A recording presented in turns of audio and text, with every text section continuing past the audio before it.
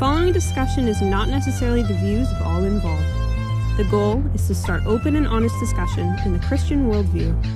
Like all things, weigh what you hear with what you know and join us in our pursuit for the truth. Enjoy the podcast.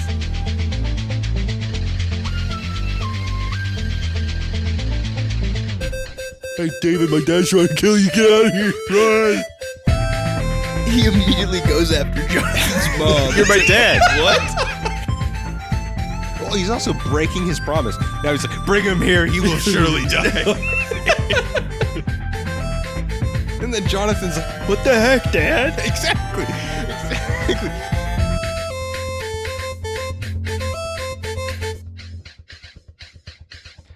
All right, I'd like to welcome everyone to the Second Rate Saints. I am one of your hosts here, Caleb. To my left is Joshua, and to my left, I'm Joel, and to my left, it's me, Caleb again. Sadly, we are missing Colton and Stuart. Very sad. Very sad. Joel, we do things on the internet occasionally, don't we? We do. We've got our website, secondratesaints.com. If you want to get a hold of us by email, secondratesaints@gmail.com. If you want to follow us on our socials, that would be on Instagram, we're Second Rate Saints. And on Twitter, we're also Second Rate Saints. But I think our @ is second, isn't 2ND. It's weird. Anyways, definitely trying to be more active online. I don't think if you want to follow us for consistent social media posts, that's the move. But I do know that we have big ideas in the works, and you guys are going to want to see those things as soon as possible because I'm very excited for some of the stuff we have coming down the pipeline. Pay attention to what we're putting out online, and hopefully you get the chance to enjoy it. For our What Have You Read this week, I'm going to bat it back to Caleb here. Caleb, what have you read? It has taken me too long to finish reading this book. I started reading The Crusades, The Authoritative History of the War for the Holy Land by Thomas Asbridge, English lecturer, professor from Oxford. It's just under 700 pages. That might be extremely daunting for most, and that's fair. It is a very easy read. The hardest part are the names. Otherwise, it's actually pretty straightforward. He writes it in a very very readable narrative almost kind of way. Okay. It took me a year to read it because I had to put it on hold for long periods multiple times. And to be honest with you, I have 20 pages left. If I'm totally honest with the audience, I'm sorry. I'm almost done. Yeah. We do know what happens, because of history. It's great. It's phenomenal.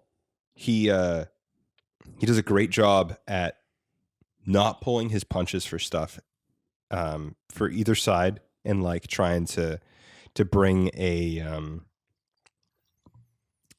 how people will often read political stuff, modern political stuff, into the Crusades, and they'll try to base modern political arguments against this position or that position of the Crusades is the reason why of this and this behavior, and this is why the Middle East is like this. He doesn't do that. Mm-hmm. Nor does he fights the caricatures and the modern misconceptions about the Crusades dead on. So he's very good at that. I'd 100% recommend it if you're interested on the Crusades. Well, I mean, that's something that we kind of have in the mind of culture, but we don't really have in our history books, which is weird. Mm-hmm. When people talk about history as, like you said, for political means, they'll always go to World War II history and things like that. They'll use that type of rhetoric, but they also go back to the Crusades to say the Christians aren't innocent either, but and very rarely we have this vague understanding of what the Crusades actually were. Mm-hmm. And rarely do we accept them for their own context.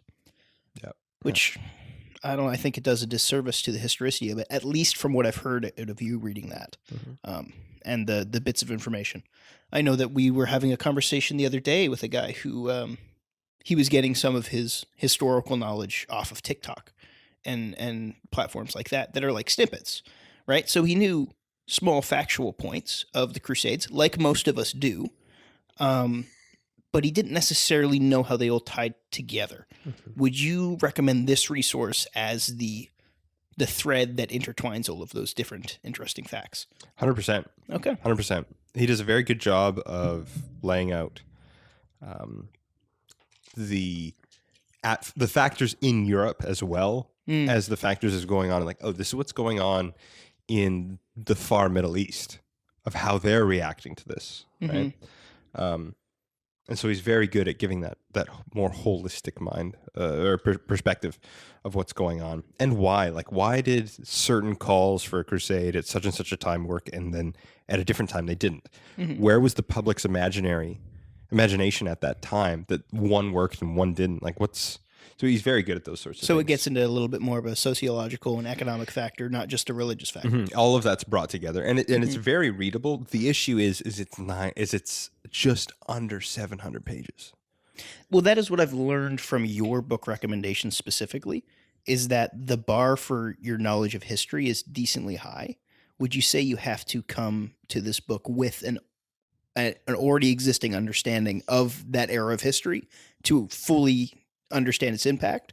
Or would you say it's closer to, I know Tom Holland does this with a lot of his history works, where he presents it as a story and it's kind of self-contained, and anything that needs to be explained will be explained.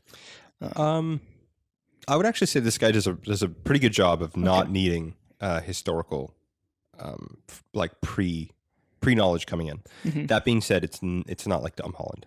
It would be a couple shades off of Tom Holland's like readability and presentation of story. Yeah. It does read a little bit more like a historical, like X happened for these reasons. But he does a very, very good job at that. And so it's not quite as approachable as Tom Holland. Yeah. But it's close. Compared to other history works that I've read, this is phenomenal for that. But Tom Holland would be the most approachable. But yeah, Crusades by Thomas Asbridge. Josh, cover the Richard Lionheart fighting. 4. Okay. Out of 5.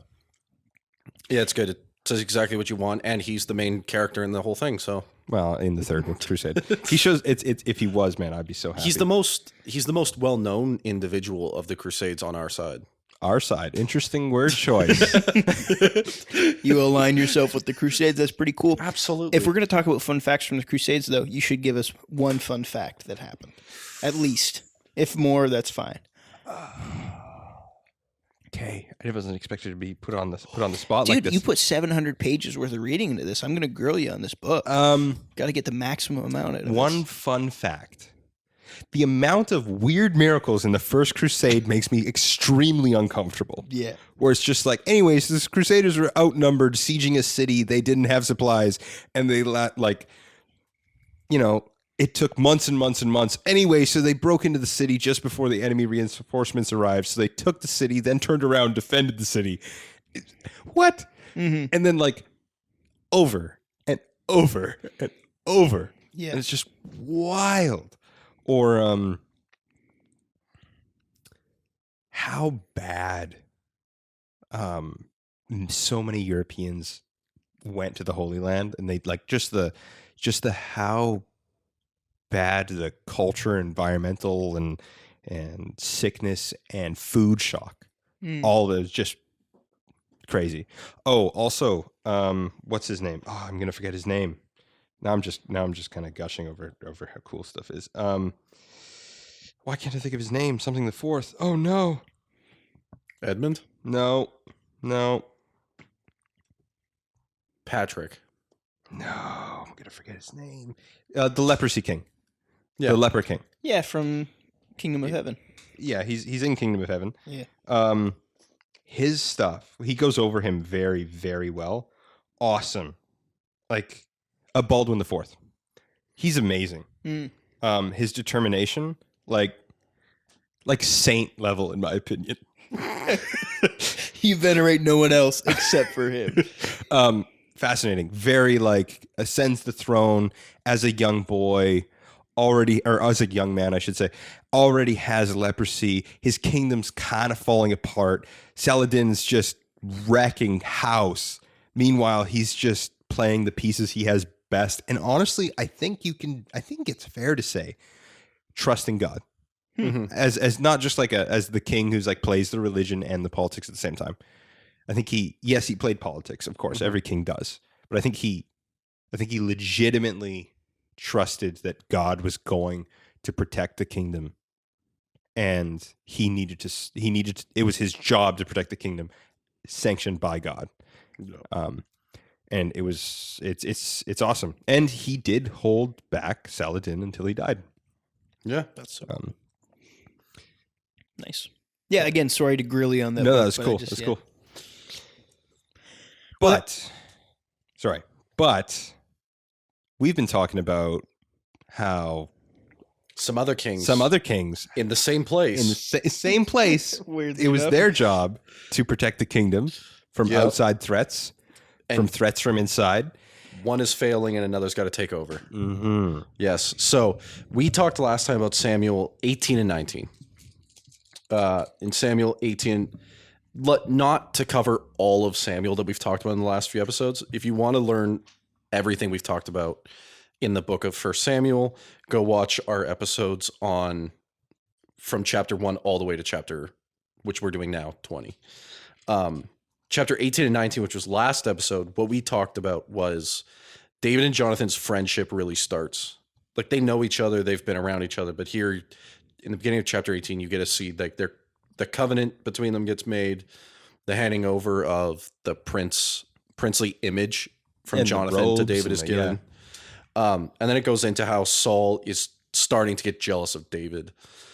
He tries to kill him a few times. David marries Michal, Saul's daughter, which was the promise for killing Goliath, but Saul still makes him go and do something to 100 foreskins. yeah, and then he kills 200 because David's cool, but I don't know also if I'd weird call that flex. cool, but yeah. No, but David is cool, Intimidating. so he does more Mm. than he's required, right? Because that's what a faithful person does. They do Yeah. more than what's required.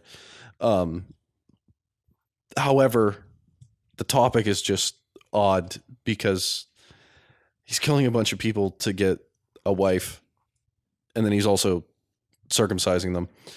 And then Saul tries to kill David again, and this time he flees, and there's mentionings of a household god in David's house, which is odd. An idol, which is interesting. And then it ends with David fleeing, and we get Jonathan warns David, where we are in chapter 20, in which I shall read the first passage. Right? 1 second. So just before, let's do a gentle overview of the passage as you're getting ready. Yes. So David is like pretty like, hey, Saul's trying to kill me, right? And he talks to Jonathan, and Jonathan's like, wait, but like for real though? And so this is their plot of trying to confirm, is this really what's going on? And it appears more to be for Jonathan's sake than it does for David's. Mhm. And so though this is kind of their friendship. Previously, you have Michal saving David, right? Yep. And then you have Samuel and the Lord saving David, and the Lord's saving throughout the whole thing. But now it's time for Jonathan to essentially kind of, hey, And that David, whole you need to. Samuel saving David was like a weird people worshiping and prophesying in not the wilderness, but like out away from the cities. Mm-hmm. And Saul prophesying again for the first time in a long time in the attempt to kill David, which is odd. It's a very odd passage. And then that leads us to verses 1 to 3. Then David fled from Naioth in Ramah and came and said before Jonathan, "What have I done? What is my guilt? What is my sin before your father, that he seeks my life?" And he said to him, "Far from it. You shall not die. Behold, my father does nothing either great or small without disclosing it to me. And why should my father hide this from me? It is not so." But David vowed again, saying, "Your father knows well that I have found favor in your eyes," and he thinks, "Do not let Jonathan know this, lest he be grieved." But truly, as the Lord lives and as your soul lives, there is but a step between me and death. Yeah. So, why do you think Jonathan has such a big issue? Because, like, we just read, Saul's trying to run around trying to kill David. Why do you think Jonathan's like, nah, he's not. You're fine. I think it builds on the camaraderie we've talked about in previous episodes, right? Maybe I'm misunderstanding the point. No.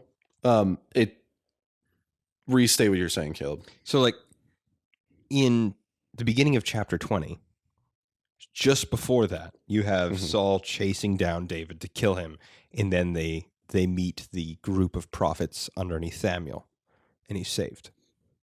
So it seems more like Jonathan is having a real big issue of like, hey, nah, David, this isn't a big deal. No, he's not out to get you. My father wouldn't do that. And I think the answer is actually in 19:6, where he's, and Saul listened to the voice of Jonathan. Saul swore, as the Lord lives, he shall not be put to death. And so I think he's kind of, those people when somebody's told them, like, and no, man, this is the last time, I would never do this again. And they're kind of a little bit in denial, but it's like, yeah, but they promised. Yeah. That's the vibe I'm getting. Yeah. And I think Jonathan has a kind of hope in his father that he won't do, not because he knows what happened with Eli, but that he won't be like Eli's sons, that he won't be like Eli, that maybe that in Eli in the beginning of the book had this, like, I know what's right, but I'm just not doing it. And maybe between Jonathan and Saul, Jonathan is that part of Saul, where he's the, I know what's right, we got to do it. And Saul's the part that doesn't do it. And Jonathan's trying to hold on to his father in that, like, I'm not going to completely write him off. It seems naive. Like, idealistic. I would say he's loyal over naive, wouldn't it? That he holds his father to his word, but then he also is protective of David. I don't think so. Not based on his, like, this alone. The amount of grieving that he does afterwards, right? Like, he's, as we will get to, he's like upset. Like, he didn't actually believe it, right? That David was telling the truth. He was like, no, my father tells me all the secrets of his rulings, right? He doesn't take a plan without me. I'm central to his, he trusts me. I'm in that inner circle. Yeah. Like, and besides, he swore not to kill you. Like, this is a settled problem. My dad wouldn't betray my confidence and his own word. Yeah. Especially when he makes failings, it's often, I'm the one that picks up his mess. Yeah. I'm the only thing that's holding his recent kingdom together. I'm the only reason that he still has a connection to God. Well, yeah. Like in obedience. Like, the obedience that Saul's family has is through Jonathan. And it's worth also pointing out that his acclamation, the far from it, the Hebrew word behind there is not easy to translate. It's like the no way, it can't be, like an axe, like a big shout of like, no, like, get out of here. This is let it never be so, right? That's why you have a lot of variations on the translations on that, when David's like, hey, he's trying to kill me, and Jonathan's just, no, it can't be. No, not at all. No. Yeah. Okay. Then Jonathan said to David, whatever you say, I will do for you. David said to Jonathan, behold, tomorrow is the new moon, and I should not fail to sit at the table with the king. But let me go, that I may hide myself in the field till the third day at evening. If your father misses me at all, then say, David earnestly asked leave of me to run to Bethlehem, his city, for there is a yearly sacrifice there for all the clan. If he says, good, it will be well with your servant, but if he is angry, then know that harm is determined by him. Therefore, deal kindly with your servant, for you have brought your servant into a covenant of the Lord with you. But if there is guilt in me, kill me yourself, for why should you bring me to your father? And Jonathan said, far be it from you. If I knew that he was determined by my father that harm should come to you, would I not tell you? Then David said to Jonathan, who will tell me if your father answers you roughly? So we get the plan of how to determine it. Mm-hmm. Mm-hmm. Hey, if he answers appropriately to this question, oh, David is honoring this spiritual thing that my family does in my city. Good, then he's a good, honest man that wants me to do and obey. Mm-hmm. But if he wants me there at a dinner, then we know. Yeah. Then we know. Because so many dinners and courtly events turn bad. Well, For David, yeah. Well, yes, but also just like in history, so many of those are moments. Like that's why kings have food testers for things at those times. That's why kings bring, even though they're at a dinner within their family stuff, there's guards posted around in the city because in this moment of pleasure and revelry, he's not paying attention to the kingly duties. Mm-hmm. And so there's so much going on that this could go poorly at times like this, that you have to create you people in power and in status can't enjoy relaxation the same way. Yeah. Do you guys think the little bit of research that I did looking into what this new moon festival would entail was spotty. Mm-hmm. Do you guys think that that it's reasonable to speculate that the noble lineage would have likely had religious responsibilities during a new moon festival, and therefore, David is the son-in-law, do you think that there may have been political consequences for David's absence, and thus making sense a little bit of Saul's frustration with it, right? Yeah. Do you think that's a reasonable thing to put forward? Because he says, Joel? Maybe. It's speculative at best. It's speculative. I think it would have been insulting to the king. Mm-hmm. Almost like a you don't have your house under control kind of an idea. Because David's attendance would have been shown as loyalty. But I think his absence would have been suspicious. And they talk about that when they call him the son of Jesse. Mm-hmm. And the way that they refer to him as the son of Jesse,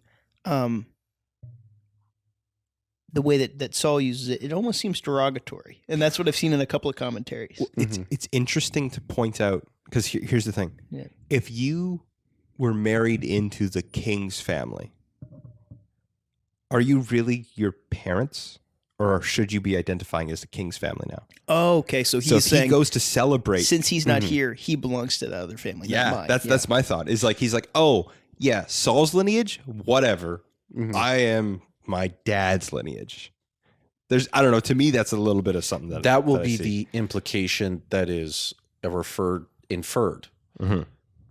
But David is using this as an opportunity to figure out to show Jonathan that what Saul is planning. Mm-hmm.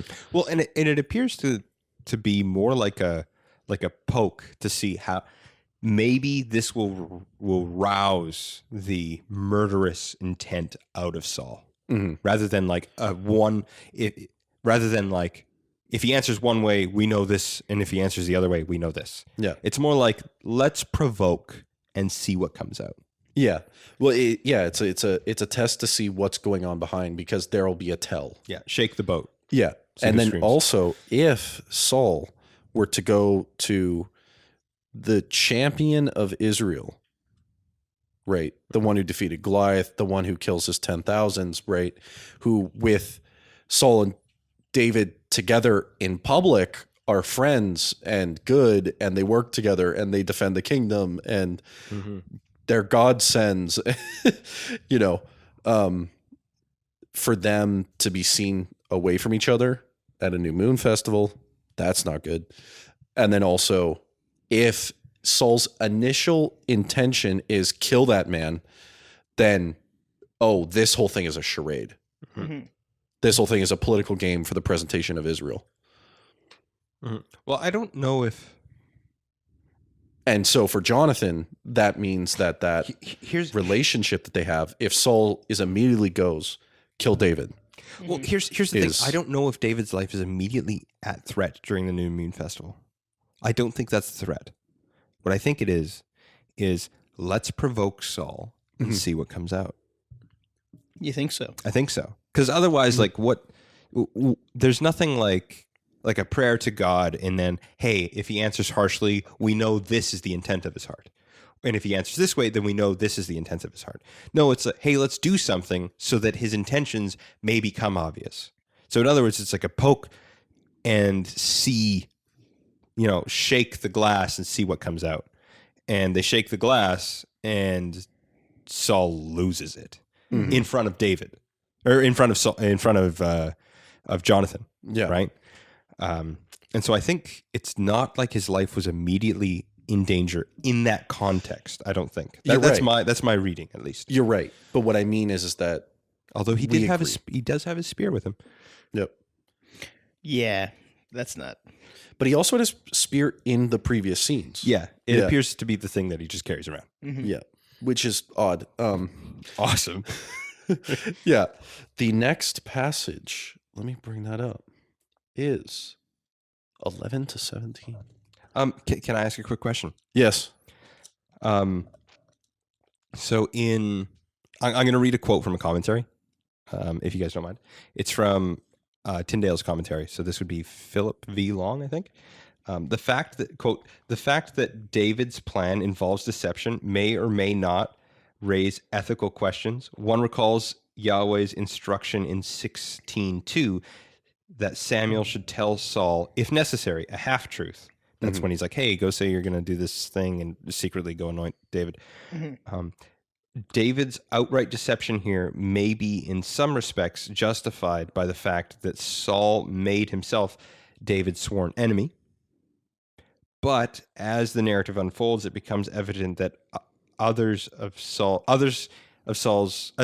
David's deceptions cost him and others dearly. Yeah. What do you guys think of? Because it does just kind of like David uses open deception. Yeah. And it kind of just straight up goes unpunished. Yeah. Yeah. I think the enemies thing is... No. I think we are... I don't think he's sinless in this. Okay. I said this before when we were talking about whether we think Saul is a tragic character or whether we think it's, he's just a case study for don't be bad. And you and I landed on he's tragic, and that I mentioned that line that the difference between Saul and David is that when he sins, he goes to God.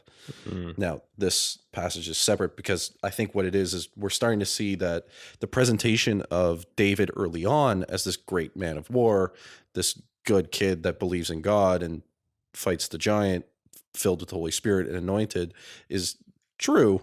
He's also a sinner, just like Saul. He just goes to God eventually. Well, and I think it's like we know the outcome. Yeah. Right? We know that Jonathan does die. Yep. Right?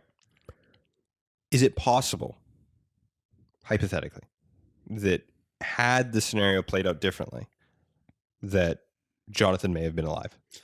Had they not deceived him, had he approached Saul, let's say Saul loses it in the presence of the ceremony, and so when David leaves, so does Jonathan. It's possible. It's all hypothetical, and who knows? And I don't think the text goes any which way on this. The text doesn't seem to care that David deceived. No, and because I don't think the deception is the point of the story. I think the deception is what is Jonathan willing to believe? Is Jonathan on the same page as David? Does he believe his father, or does he believe the man whose friendship he holds so dearly? Well, he does. Like, he says, like, no, my father wouldn't do this. And then in verse 4, he's like, Okay, like if in verse 4, he essentially is, okay, David thinks this is serious. Okay, what do you need? What do you want from me? Yeah.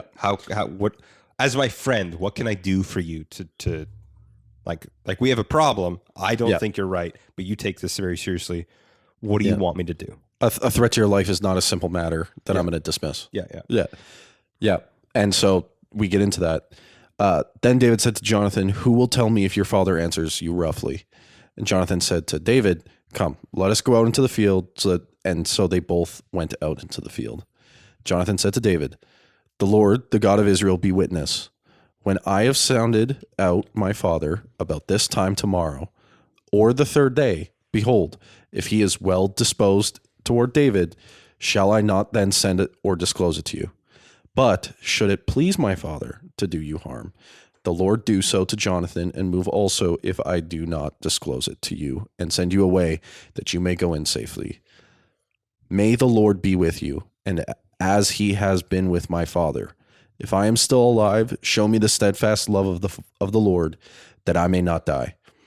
And do not cut off your steadfast love from my house forever, when the Lord cuts off every one of the enemies of David from the face of the earth."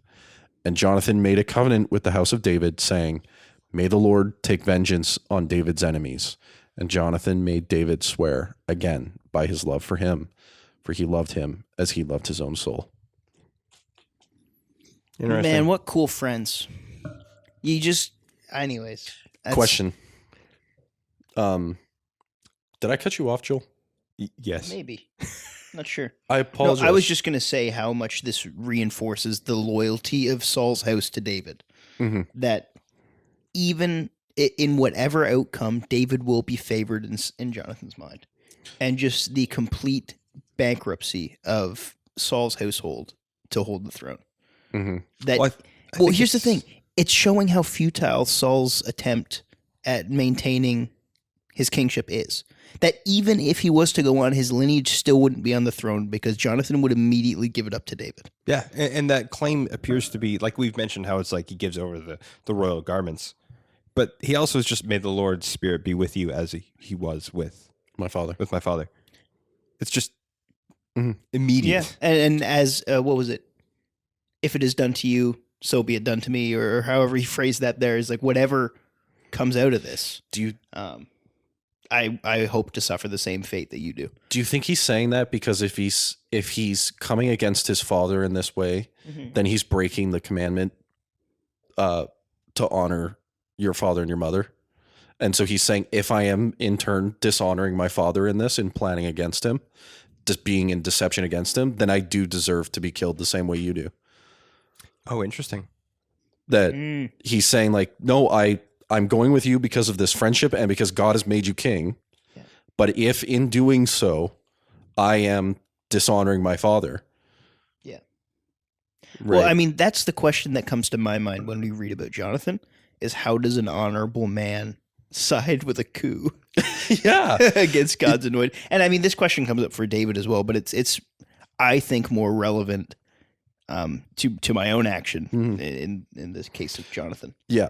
Well, because that's my thing is I think Jonathan is also, as one who is faithful like David, is he trying to balance the God has rejected Saul as king, God has made David king. How do I balance that? How do I side with my friend who is the anointed? And how do I do so in a way that doesn't make me dishonor my father? And trying to play both sides there is very difficult, and I think that's also playing in why he wants to believe his father. Well, I don't think he's trying to play both sides. I think he's desperately trying not to play both sides. I think he's being stretched, and he's such a. But what I mean is that in the attempt to not dishonor his father, yeah. Oh, absolutely. But in the attempt to not dishonor his father, he's trying to still honor his father while siding with David, doing what's right while still trying to be the best son he can. Yeah. That's interesting. Part like the preaching side of me wants to draw this out into like a how do we maintain leadership when leadership fails kind of a thing. Oh, like that's what comes to mind for me. And you don't.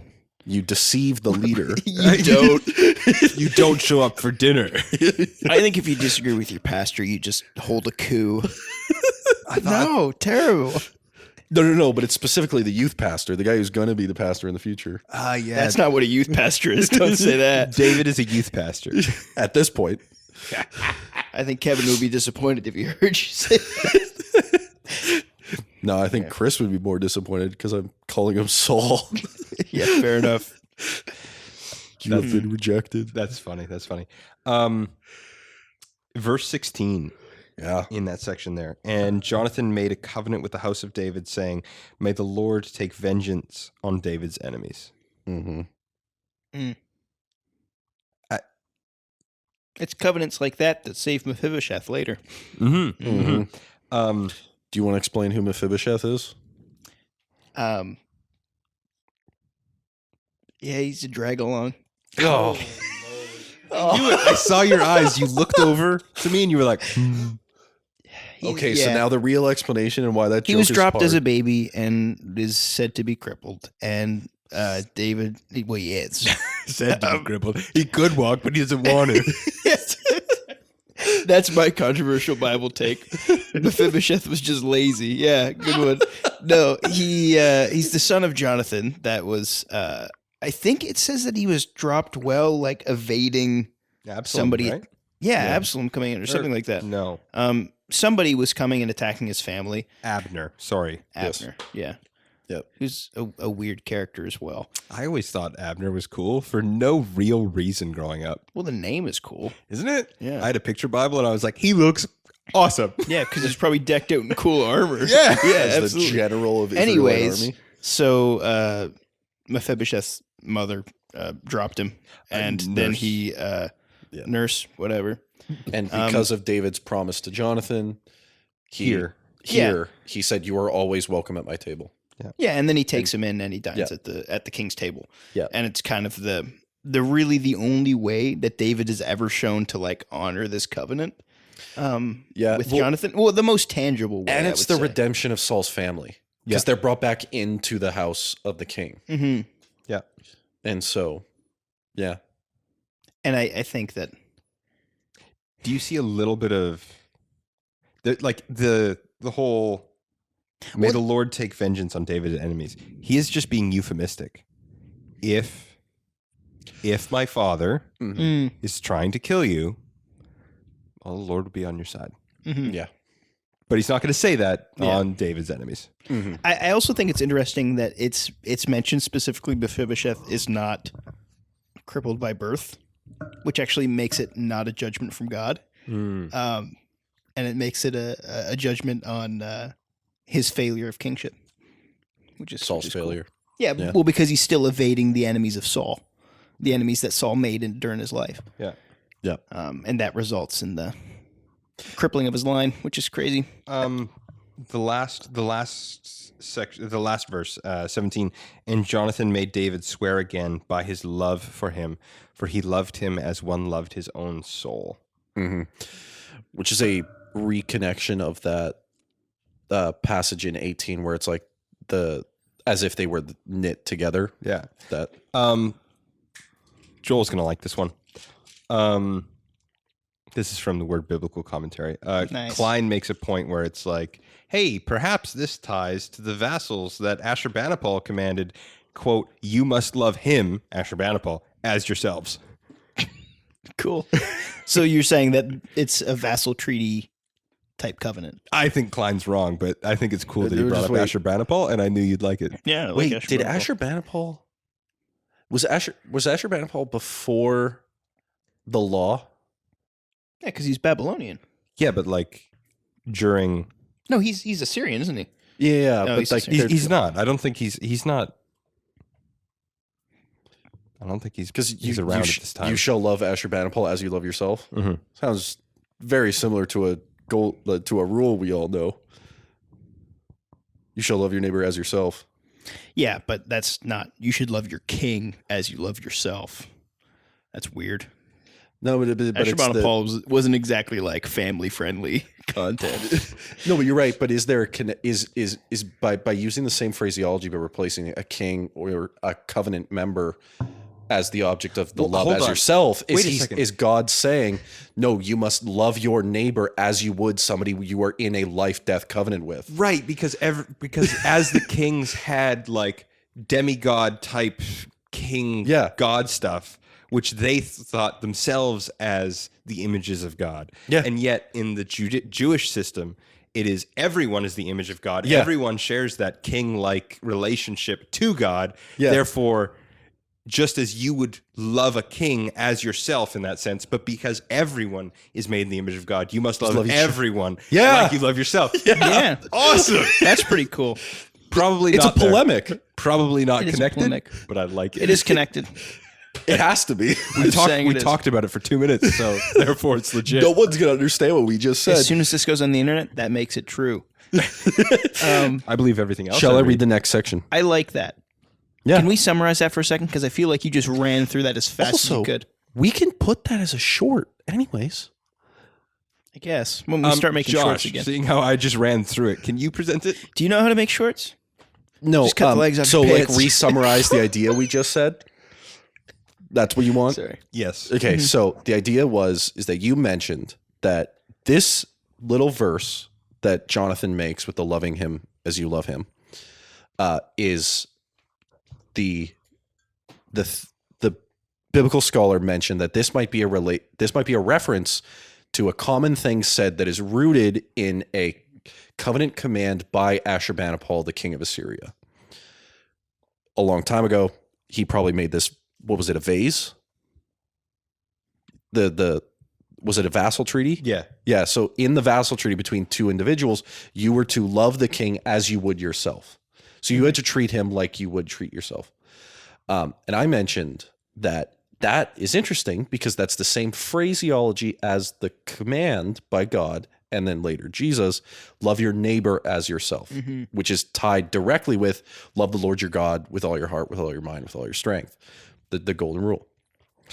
And so those being the two greatest commands, which is interesting because if you were to love the king, the God king, as yourself, because he is made in the image of the God, which the people are not, Which was very common in that which was time. very common at that time, the biblical story is saying in Genesis 2 that Genesis 1 and 2, everyone was made in the image of God, not just the kings. And because of that, we should then, God is saying, he's directly pulling that cultural note from the surrounding cultures and saying to Israel, no, love your neighbor, everyone, as you would yourself. Yeah. Because you're all made in the image of God. Yeah. The king isn't better than the people. He just has a different role in the society. Yeah. He's not a God king. So cool. Here's the thing. That's awesome. And I think that there might even be a connection there. I'm just not convinced that it happens in verse 17. No. Because Jonathan, Jonathan made David swear again. Jonathan, the position of Jonathan is not a king to vassal with David. No. That's nowhere in this text.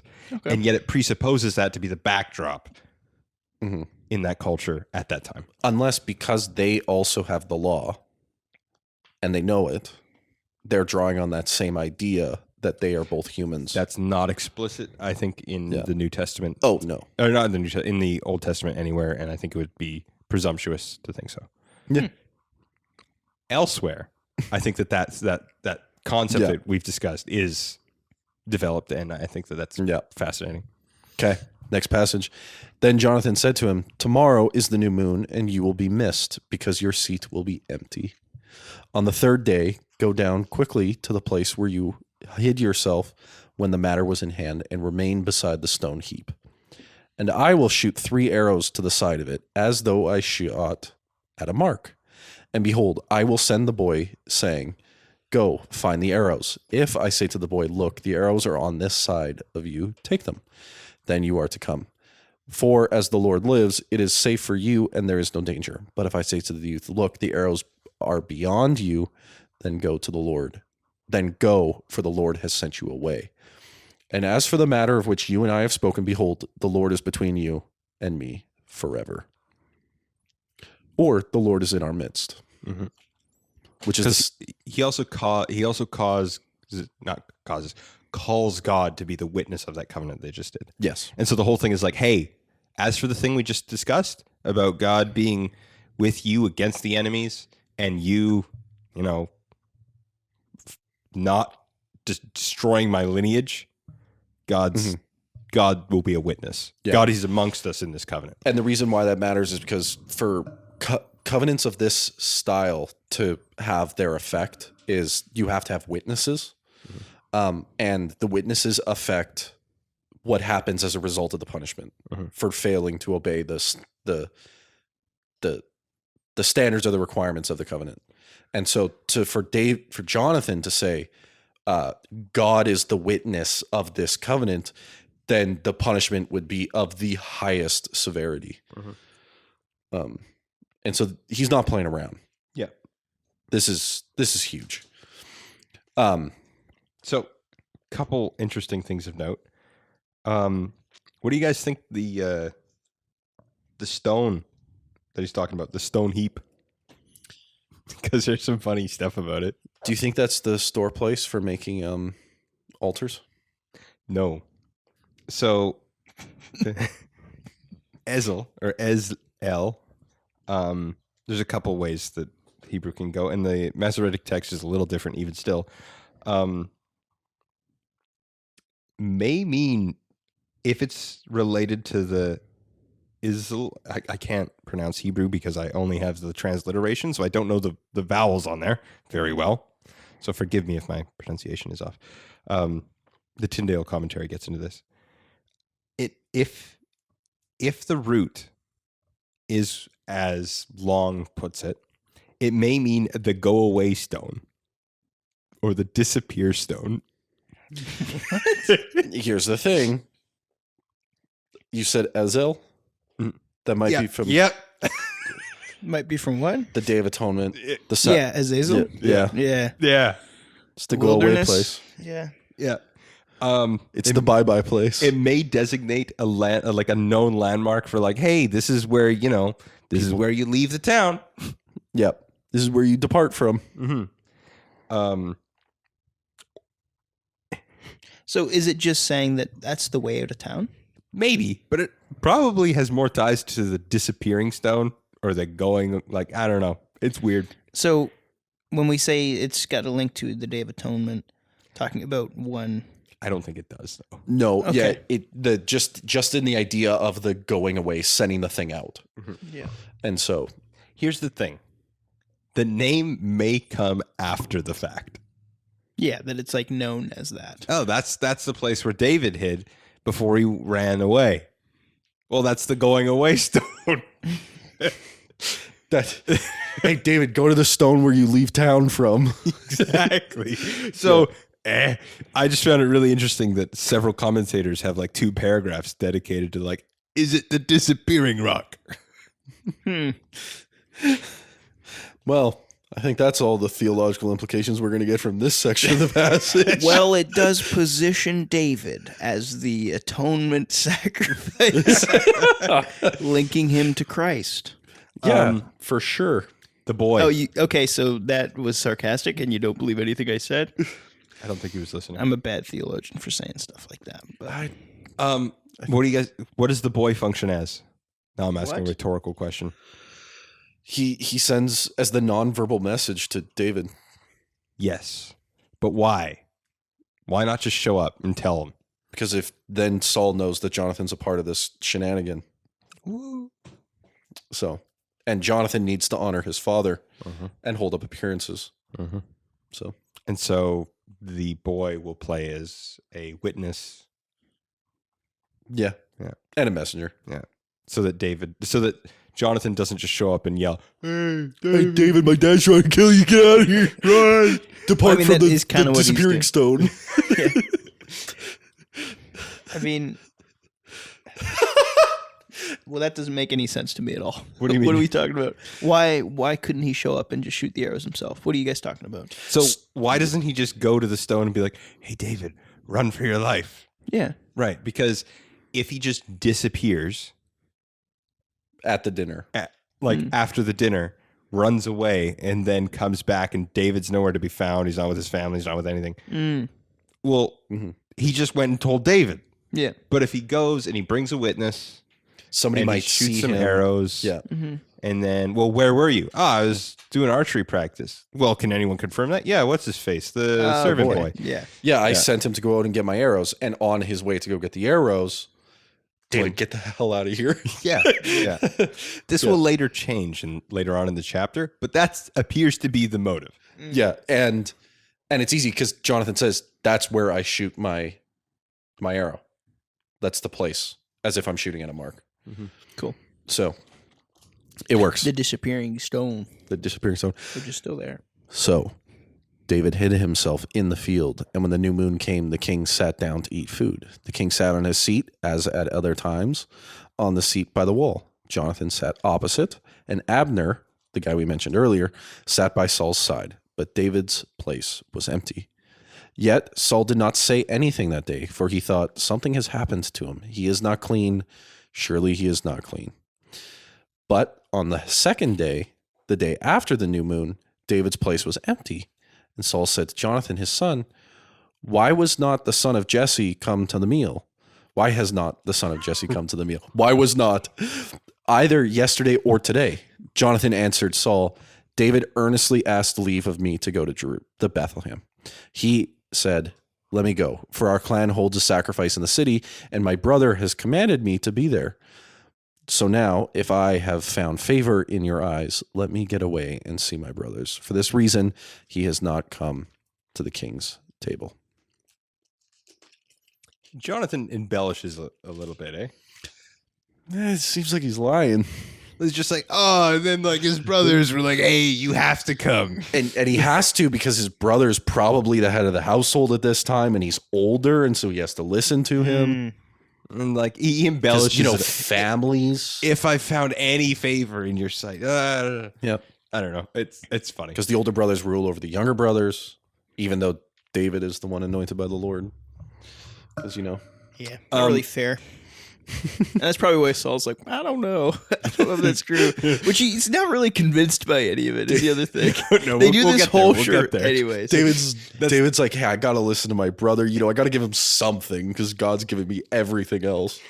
So they sit down. Do you guys find it interesting? Like, what do you guys think that Saul's back is up against the wall? He's paranoid. Because when somebody it's the same thing with Stalin. I'm going to make this connection. Interesting. When Also, tragic character, not a no, villain. no, I'm sorry. What? When somebody is Stalin, as a man trying to hold on power that was tenuous, same with Saul, was assassinating people and eliminating people because he himself was paranoid about his own kingdom, so to speak.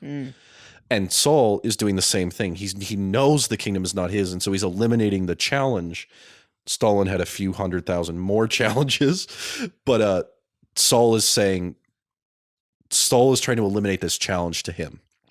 And so in doing so, he's portraying his paranoia through biological means, through behavioral means. You know what I find funny? He puts Abner on his side, and he puts his son across from him.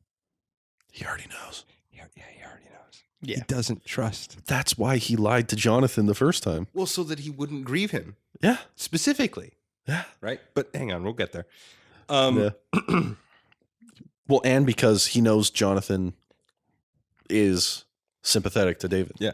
Why do you think Saul's not surprised on the first night? And he's like, surely he's unclean. He's unclean. I don't know. There's some commentators that are like, Have some ideas.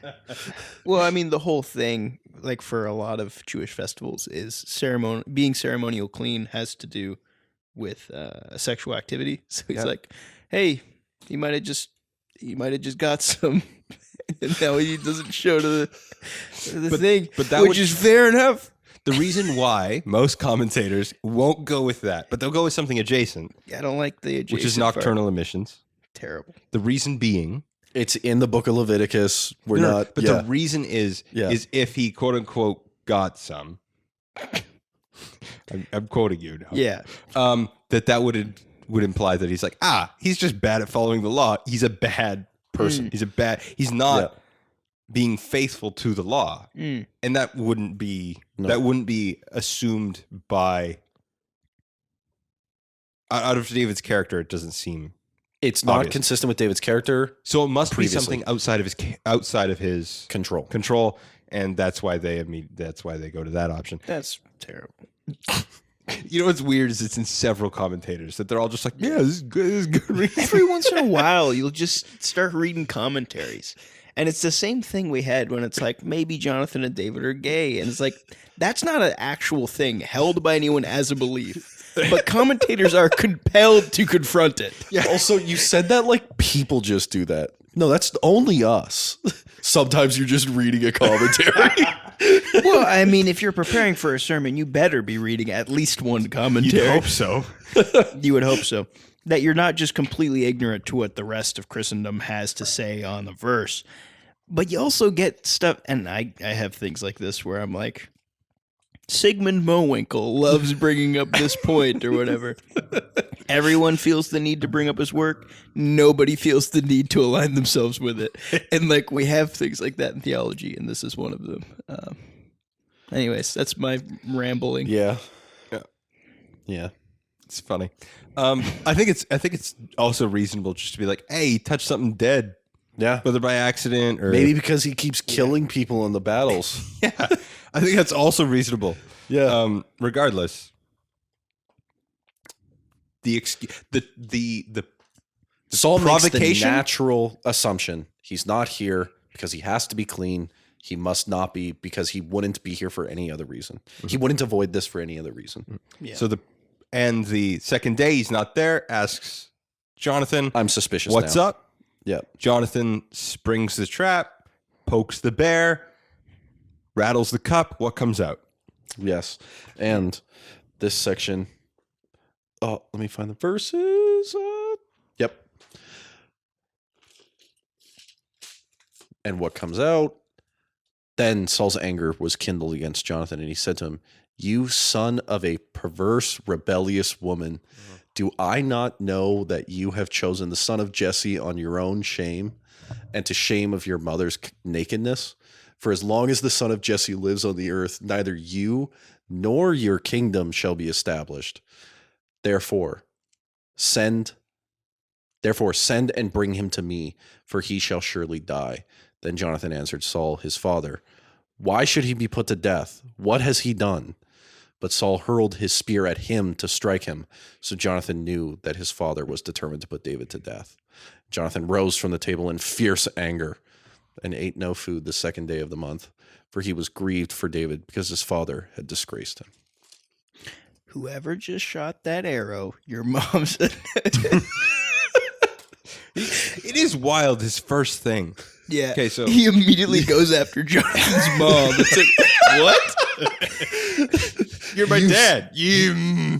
You son of a perverse, rebellious woman. There are harsher translations of that. Yeah, and he also immediately lets go that he knows Oh yeah. that he's been lying to Jonathan. Do I not know that you have chosen the son of Jesse to your own shame? He's just like, I know you guys are best friends. Yeah. What man? Saul really like this is the moment. Like he's made moral failures out of not obedience to God, blah blah blah blah. Now he's just a dick. Well, he's also breaking his promise. His whole thing is surely he will not die in 19. Now he's like, bring him here, he will surely die. Whoa. And then Jonathan's like, hey man, like What has he done? What has he done? Calm What the heck, down. Dad? Exactly. And then the spear. Also his response, then Jonathan answered Saul, why should he be put to death? What has he done? And also note the whole time before this, he's calling him father. He's being very respectful. Nowhere in this section does Saul refer to Jonathan as son. No. Respect is only one way. Yep. The family is broken apart at this point. And you also see the Saul hurls the spear to him to strike him, which is clearly at this point, he's just been accused by his son in front of people. And now, as an outburst of his rage, paranoia, his own shame about being removed from kingship and David being put into it, now his son is challenging him in open court, right? And it's just burst of emotion, throws a spear at his own son. And here's the thing: I've read some stuff. People are like, "Okay, throwing the spear, is that what it's really getting at? Is it more like he picks up his spear in like kind of like in a threatening manner? Does he just kind of like jab? Does he kind of because Jonathan doesn't even dodge." Like the other points where Saul throws the spear, it's like, and David lunged and got away. Yeah. Jonathan just doesn't. So is it more like an intimidation move? Because it's just Jonathan stands up, doesn't dodge, just stands up and goes to his room. Or does Jonathan know at this point that Jonathan has been the success in Saul's battles multiple times? Mm-hmm. Maybe he knows his dad can't throw a spear at this point. Oh, no. Man. Right? He's no longer empowered by the Holy Spirit. The spirit that torments him is in him. And at a burst of anger, the spear's not going to land the target. Well, I also find it interesting, and he might be drunk. Yeah, he's drunk, and so he's Probably. But there's also like in 31, for as long as the son of Jesse lives on the earth, neither you nor your kingdom shall be established. And I think that's in reference to the one previous, which is you bring shame to your mother's nakedness. Yeah. Which is the whole like, hey, you with your association with him, you're corrupting, you're giving away all that your mother and Saul as well has given you. Yeah. Right? Like, what are you on? Mm-hmm. Which actually means Saul is openly confessing in public that David, unless he's killed, will be the next king. Yeah. He's let the cat out of the bag publicly. Yeah. Yeah. And also this, if it's in the open court with other people there, that like them coming home from battle together, that's over. That image of Saul and David working together and only in the castle are they angry at each other, right? Mm-hmm. That's people know. Yeah. People know that this is not going well. David's grieved, or Jonathan's grieved, right? Which is the very thing now that Saul was keeping him in the dark for. Yeah. Which, again, you get that tragic thing where he's like, I don't want to bring my son in on this. Mm-hmm. Now, part of that, and you definitely see that here, is like, part of that is like, I can't trust my son. Mm. Yeah. But the motivation listed in verse 3, I think, is it verse 3? The motivation that David tells Jonathan in verse 3, but David vowed again, your father knows well that I have found favor in your eyes. He thinks, do not let Jonathan know this, lest he be grieved. Like Jonathan, or Saul appears to have a couple motivations about keeping Jonathan in the dark. One of them is he knows that he's David's friend. And the other is, I don't want to hurt my son and cause this anguish and whatever. I'd rather just deal with the problem myself. I'll kill him. My son might not like me, but it's not going to cause him great grief. And the very thing that he was keeping him in the dark now is what he has now given to his son. You know what I mean? Mm-hmm. Yeah. Yeah.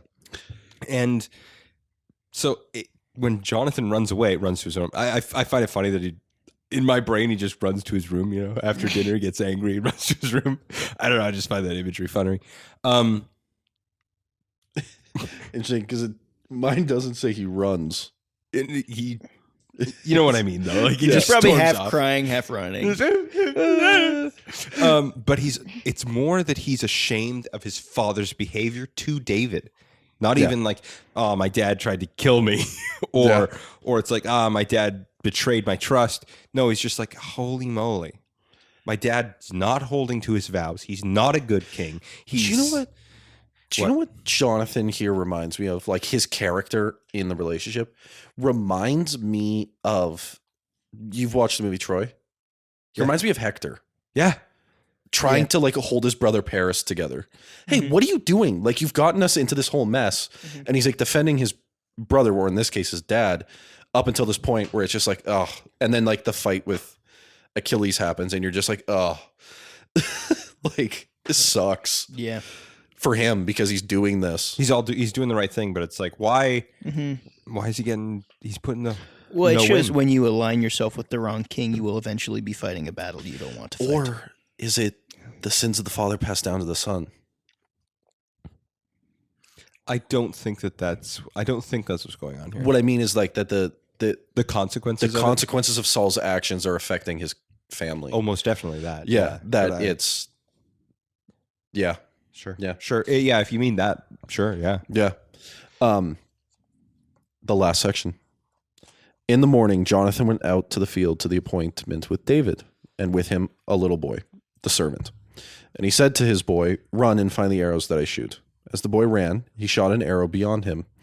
And when the boy came to the place of the arrow, then where Jonathan had shot, Jonathan called after the boy and said, "Is not the arrow behind you?" And Jonathan called after the boy, "Hurry, be quick, do not stay." So Jonathan's boy gathered up the arrows and came to his master. But the boy knew nothing. Only Jonathan and David knew the matter, and Jonathan gave his weapon to his boy and said to him, "Go and carry them to the city." As soon as the boy had gone, David rose from beside the stone heap and fell on his face to the ground and bowed 3 times, and they kissed one another and wept with one another, David weeping the most. Then Jonathan said to David, "Go in peace, because we have sworn, both of us, in the name of the Lord, saying, the Lord shall be between you and me, and between my offspring and your offspring forever." And he rose and departed, and Jonathan went into the city. Or, Yeah, there's some textual variance stuff Yep. about chapter breaking. We'll end Yep. it there just because it's not actually indicative of the story, I don't think. yeah. Yeah. David gets the message. Yeah. Couple points to note. He just sends the boy in, so the whole thing about the boy is just completely done. Well, it's undone. Like they still go through with it because David realizes he's like, oh, like I gotta go. Yeah. But he's like, I think what it is they made the plan, they followed through with the plan, and then David and Jonathan were both like, we gotta say goodbye. Yeah, I think so. I think exactly that's like, what it is. Like we said the plan, but Jonathan at this point is just like, who cares if my father knows? He knows. Yeah. He knows anyway. He knows anyways. What I think it is it's like they do the plan because that's what they agreed upon. But then they also were like, it's... Sorry, man. My Yeah. dad hates you. It's this, they only see each other one at a time. Yeah. The kissing and crying is bad for the commentaries. I'm not gonna say it's kind of. I think it's gay. I think it's similar with Paul saying greet each other with a holy kiss. Well, I think it's also It's a different culture. Oh, for sure. Kissing means very different things then than it does now. it's also when Paul is on his way to Jerusalem for that final trek, and he meets the elders of Ephesus. They weep bitterly with one another. Yeah. Now, it doesn't say there's kissing. Doesn't But say they're that. Again, but there's also not like the bestest of closest friends. we for to And they're quash the different whole culture. idea is when we think of kissing, we think of romantic kissing, and not the kissing of a greeting or the kissing of a departure, which was common in that time. It's even common today in different parts of the world, just not in the West. Yeah, it's only in the West, North America, Europe, parts of Spain, parts of Latin America. Spain's not part of Europe, Never has been. but Portugal is, though. Eh? Yeah. Okay. Well, this is not going where I thought it was. Geography We can hot divide takes. Europe up by country that kisses each To other. read into the type of kissing we're thinking is to read back, and it's eisegesis. Yeah. Yeah, it's it's reading a into the bad text. cultural hermeneutic. Yeah. And It's also an anachronism, I think is the term. What do you think? Yeah. it would What do be. you think of? They both wept, but David wept more. Wept. Sorry, Weeped it. Weeped more. He weeped it more. I you think it's just like imperial propaganda. But What? David was Our king cries a lot. that's how you know he's a strong man. He cries over dudes. he does everything better than Saul's family, even weeping. I mean, there is a whole thing of like he loved Jonathan more than Jonathan's dad loved, which is kind of funny. I doubt that's what's being conveyed here, though. Well, to me, the whole thing does kind of indicate. Sorry, the whole thing. I'm going to get back to the weeping thing, but of Jonathan sending the messenger boy back, kind of indicates to me that Jonathan didn't really think that was going to be the answer. No. Right? Because he was just like, yeah, we'll do the system, whatever system you want in order for me to give you the message. But then when the message was bad, then he was like, let's do the message. That's not enough. Yeah. We need to actually say goodbye. Also, I just found out that my dad hates you. Like, legitimately, he broke the promise with me. He tried to kill me. He tried to kill me. He also announced to the people that the relationship is bad. Everything is falling apart. Not only do we know that the kingdom is no longer my dad's, but the kingdom is actually falling apart. Mm-hmm. Do you think the reason for weeping more bitterly is that he thought Jonathan was going to be killed by Saul? I think it's that Jonathan's not going to come with him. Jonathan's. I think it's a bunch of those things. Like it could Jonathan's just not be going to the come with weight him. of everything. It's everything. Jonathan's not going to come with them. They're probably not going to see each other for a long time because he has to wait until Saul dies, or David is eventually going to have to kill Saul. Was it up to this point? Do you think, kind of, and before that, David had the hopes of like maybe my ascension to the throne will be peaceful, moderately peaceful. Yeah, and now it's like, I have to run. It's a Moses situation. Yeah. It's going to be 40 years from now. Like not 40 years. And who's going to be left? Who's going to be around when I come back? Maybe not you. Maybe not Jonathan. Is my wife still going to be here? Mm-hmm. It's a cool story though that he kind of just goes and becomes a bounty hunter, sort of. Yeah, I'm excited for that episode. I don't know how I feel about it. Well, I kind of want to get into like what that would look like in an ancient context. So, well, this is the closest. There are parallels. I'm not saying it's the same type of myth, but it's the parallels of the Lion King, Hamlet, Ra and Osiris story, where the guy, the main hero, the kingdom is taken from him or his father. He has to go away for a while. He's about to go on his Timon and Pumbaa in the wilderness moment, and now he's going to come back greater with the army, powerful, takes the kingdom. Yeah. Now I'm trying to overlay that on Jesus, and my mind's Christus racing, Victor. and I don't know. I'm still trying to relate it back to Lion King.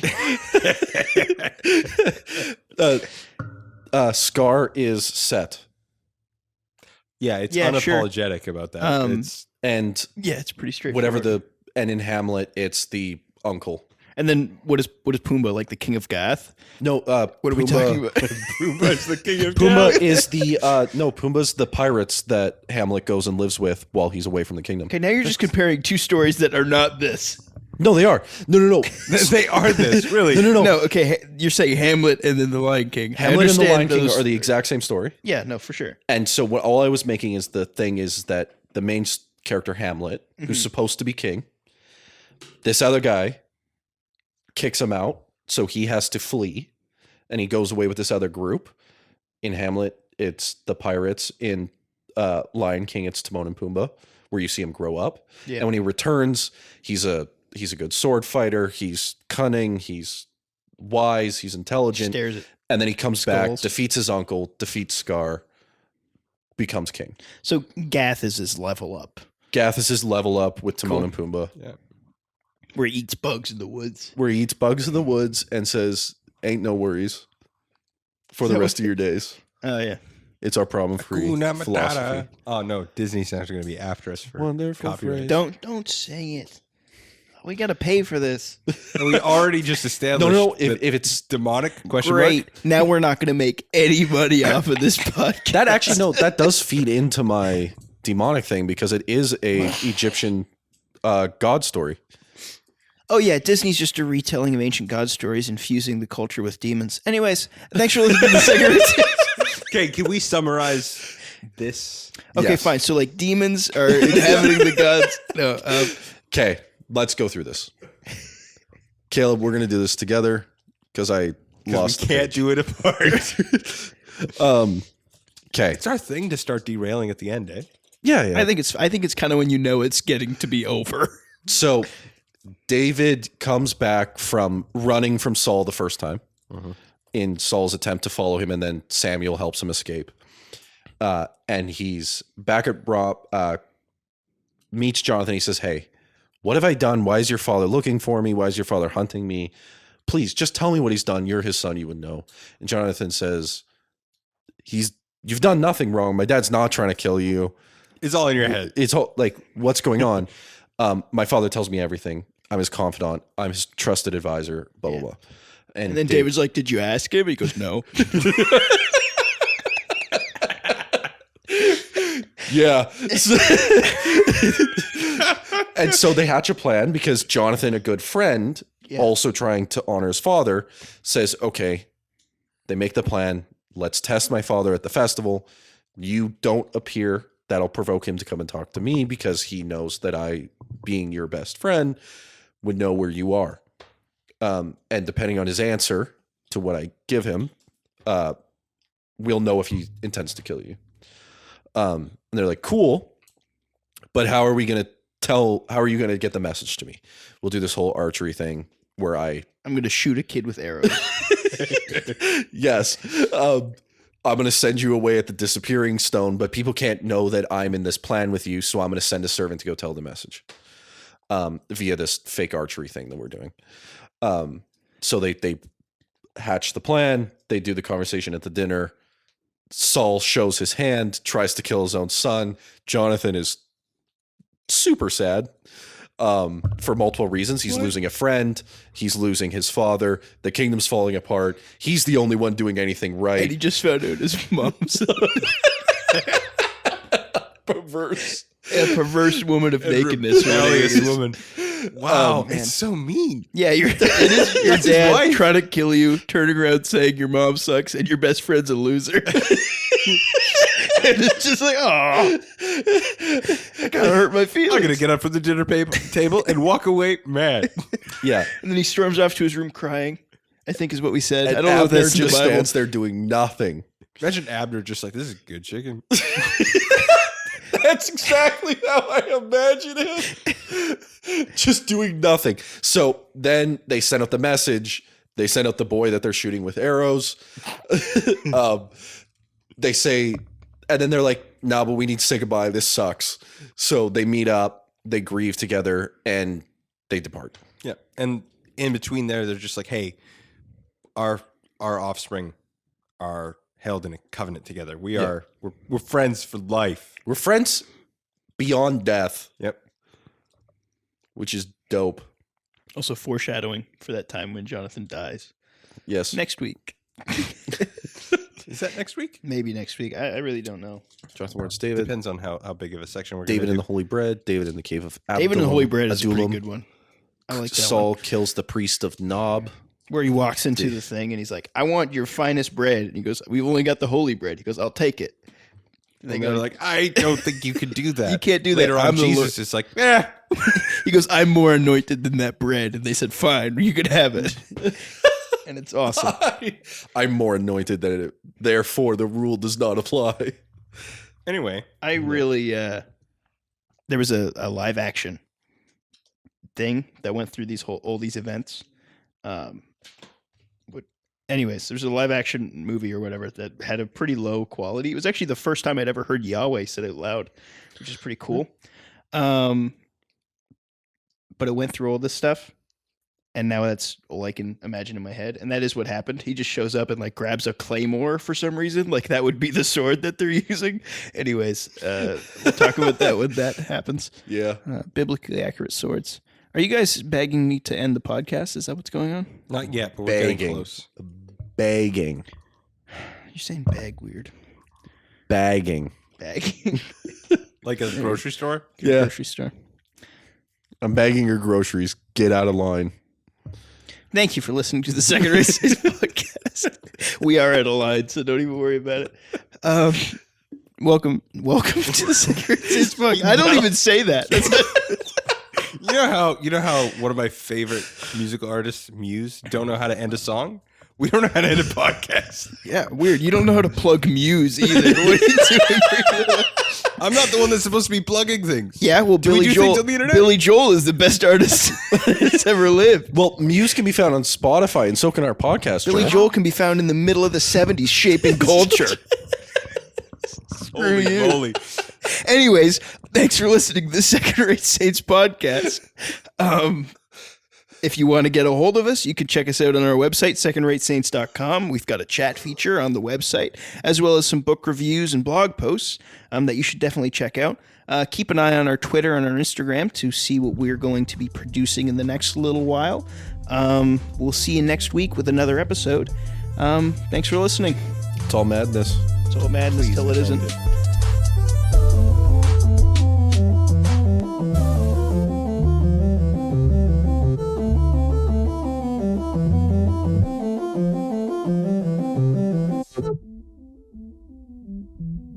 Blessed be your glorious name. You give and take away. You give and take away. My heart will choose to say, Lord, blessed be your name. I forgot the words. Blessed be the name of the Lord. Blessed be your name. Blessed be. We started to diverge from the You can path. tell why I am not on the worship team.